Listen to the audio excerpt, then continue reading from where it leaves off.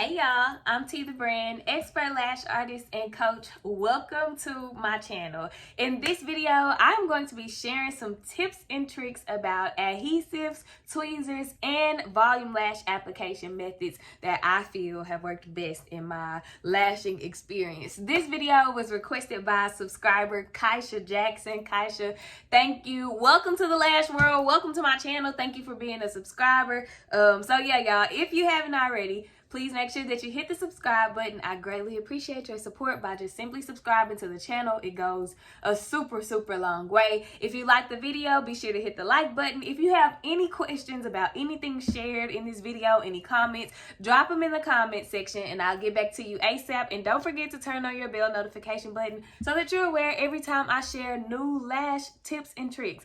So let's get to it.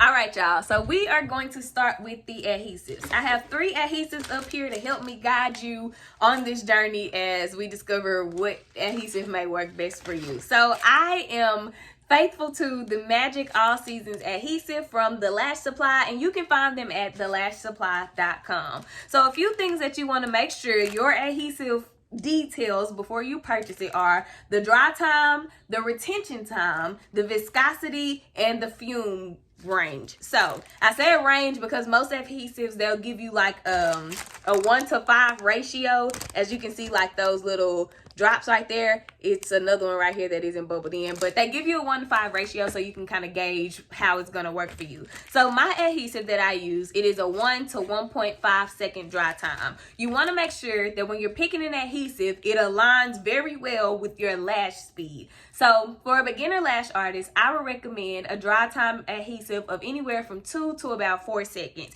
And this is because you are still learning to isolate and separate your lashes, and you don't want to have a lash glue that's going to dry too fast. Before you can double check and make sure that that lash is isolated, you get your extension in the glue into the natural lash, and then it's dry, it don't stick. You got to try to re-stick it or just start over with a fresh lash or a lash fan. So definitely make sure that your drying time on your adhesive matches your lash speed. They do have adhesives that range from 0.5 seconds to 1 second in dry time. I have one of those as well, and I use it every here and there, but this adhesive, the 1 to 1.5, is not so much about my lash speed with this one, but it's about the results that it yields. So my clients have amazing retention with this adhesive, so this is why I'm so faithful to it. So the drying time, let's say 1 to 1.5, on a scale of 1 to 5, it's at a 4. So that means it'll dry pretty quickly. Now, if it's lower, like say if it was at a 1 or a 2, that means the drying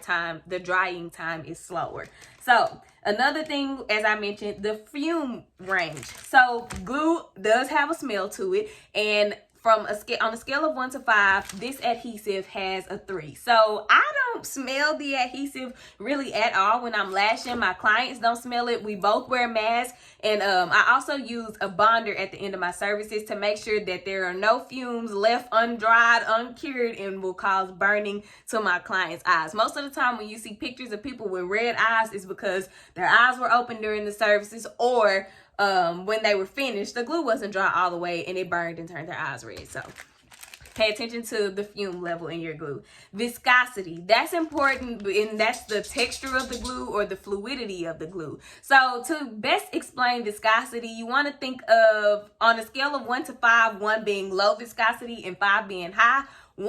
A lower rate viscosity would be water, how easily water flows and how fluid it is. And I would put a 5 at honey, how thick it is, how slow it may run. So you want to make sure that when you're using viscosity or looking for an adhesive, that you're paying attention to the viscosity, because if you don't like a thicker glue, you want to make sure you're not getting a thicker glue. The viscosity of my adhesive on a scale of 1 to 5 is a 1, because I don't want the thick, slow drying glue. It'll also have the color of the glue. My glue is black. They make clear adhesives, and clear adhesives are good for clients who may have super sensitive eyes. And then the lasting time for the glue. This is where to talk about your retention rate. My glue says that this should last up to 5 weeks. Now, don't be fooled. This does not mean your full set of lashes or your fill is going to last 5 weeks. Remember, those natural lashes are shedding off. They're growing out, and you'll have to remove the outgrown lashes from from the natural lash. So if let's say you put your extension on a anagen or a baby new fresh lash, then that lash, if it doesn't shed before 5 weeks, it'll grow out with the extension on it if it's placed properly and has the hold that it needs. So that's what that means in regard to the lasting time. Okay, and lasting time is different for every glue. So these adhesive, this is a super strong formula adhesive, and this is a sensitive formula adhesive, and I'm going to tell you guys the difference between these, and hopefully these will give you some range in helping you decide what kind of adhesive will be best for you. So this adhesive has a 1 to 2 second dry time. It says the retention or the lasting time is up to 7 weeks. So again, that full set is not going to last 7 weeks because those lashes are shedding. But if it's an anagen lash that doesn't shed, the extension may still be on after 7 weeks. The viscosity scale of 1 to 5 is 1, so that means it runs like water. The fume level is a 3. The color is black. And humidity, y'all. So humidity plays a big part in how your glue will work. If it's too warm or too cold in a room, if your room temperature is not what it needs to be based on the adhesive specifications, then the glue is not going to stick and the retention is going to be poor. So this is that different from this one adhesive, and then I'm going to share with you guys some information about a slower drying adhesive. So this adhesive dries from 3 to 4 seconds. This is great for a beginner artist, depending on, again, how fast your lash speed is. The retention on this glue is up to 4 weeks. Again, we know that doesn't mean the full set is going to last 4 weeks because lashes are shedding and growing out. The viscosity on this glue is 3 out of 5. So that means it's a mix between, or not a mix, but a medium between loose like water and thick like honey. It has no fume to it, and the color is, of course, black. And again, you want to pay attention to the humidity that is on your adhesive. So now we are going to move on and talk about tweezers. So I have 7 different pairs of tweezers up here that I'm going to show you guys and just kind of tell you basically how they all work without making it seem super hard. So these tweezers right here, the straight tweezer, the curved tweezer, and then the more hook tweezer, they are all what I use for isolation. Some people may use these tweezers to apply classic lashes, but I would use them for isolation. I do not use straight tweezers because they cause me to have to bend my wrist a little more than what is comfortable or what I would like when I'm isolating. So I have these tweezers because they came in a pack that a company sent me, but I don't use straight tweezers. But again, try them out to see what works best for you. I use curved tip tweezers for my isolation because I'm able to go in and isolate, but keep my wrist straight and my hands actually keep my wrist straight and not have to do too much overextending and hurt my arms and such while I'm lashing. So that is that for isolation tweezers. For volume tweezers, so Kaisha, I saw in your comment that you said boot tweezers were recommended. So boot tweezers are these right here with this thick short beak to them, and these tweezers as well can be considered boot tweezers because they are thicker than a regular L-shaped or 90-degree tweezer. So if I can get them up. There we go. So as you can see, these compare more to the actual boot tweezer than they do to a regular L or 90-degree tweezer. I don't use boot tweezers, but boot tweezers are great if you want to be able to make super huge and fluffy mega volume fans. I don't make super huge and fluffy mega volume fans. I make big enough mega volume fans because I don't want them to weigh down too much on my clients' lashes. I don't have a lot of clients that wear mega volume, but instead of making huge fans to cover more space, I lash more lashes with mega volume fans so that the set is actually darker and fuller, and I'm not trying to manipulate, because if I have this huge fan on this one spot, once that lash sheds, then you'll start having gaps in places, and that's not cool, unless it's time for your field. I mean, gaps ain't even cool for a field, but it happens. So I use regular 90-degree volume tweezers. These tweezers right here create regular volume fans and mega volume fans, and I absolutely love them. Another reason why I'm not a fan of boot tweezers is because they're a little tighter in the stem of the tweezer, and that hurts my hand. So you have to just experiment and play with tweezers and see which ones work the best for you. Some people are boot tweezer pros, and that's just not my lane. So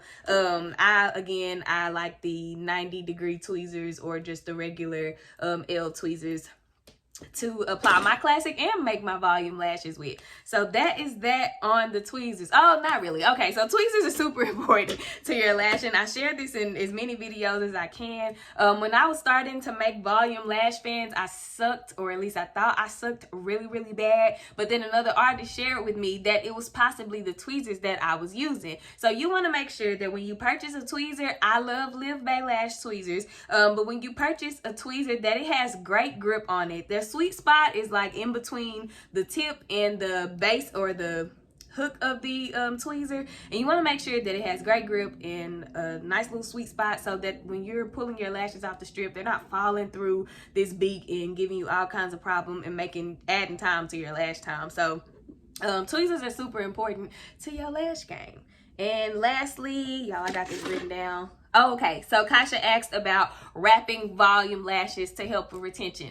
I have seen that wrapping lashes, which basically means once you make a volume fan, you kind of wiggle it around the natural lash so that the natural lash is between the fan. So it'll kind of break the base of the fan and sit in between. I've seen that works wonders for retention. Again, I have my holy grail adhesive that I use, along with making sure that I'm properly and correctly placing my lashes. So I don't use the wrapping method. I just apply to the side, and I prefer to do side application versus top or bottom, because sometimes it can be really hard to see if the lash is actually on there. The base may be on there, considering you may place the base down first, but unless you turn your head to the side and look at the lash, you won't be able to see if the stem is actually connected to the natural lash. So I place on the side, that way I'm able to see I've connected the base, and then the stem of the lash is also glued to the natural lash. Also from the bottom, like say if, let me get a little piece of paper. So I have a little black natural lash, and then I'm going to use this pink marker to be the extension. So say if this is your natural lash, and we're going to give her a lash line, and then you apply the lash to the top, the extension to the top. If you apply that base, the base can be connected, but the base might be the only thing that's connected. And so you have space right here where that may need to be still laid down on the lash. Or if, let me use another marker for the bottom. If we apply the extension to the bottom, you may have the base on there, but then the rest of it is still lifting off. So let's say if this is the natural lash and this is the extension placed from the bottom. I know this drawing is horrible, but work with me. Then the base may be on there, but once your client goes to brush that lash, or when you brush that lash before they leave, it's coming off of there. So I prefer to apply to the side. That way, again, I'm able to see that my lashes are on there and that my retention is going to be the bomb. So Kasha, I hope that I answered all of your questions in a way that absolutely helps you on your lash journey. If anybody else had any questions about this, again, drop them in the comment section, and I'll either make a video or answer you in the comment section. But I really hope this helps make your lash experience, your lash journey a lot easier. Thank y'all for watching the video. Again, if you have not subscribed to the channel, please do so. I greatly appreciate your support by simply subscribing, comment, like, turn on your bell notification button so that you're aware every time I share a new video. And y'all, I will see y'all in the next one.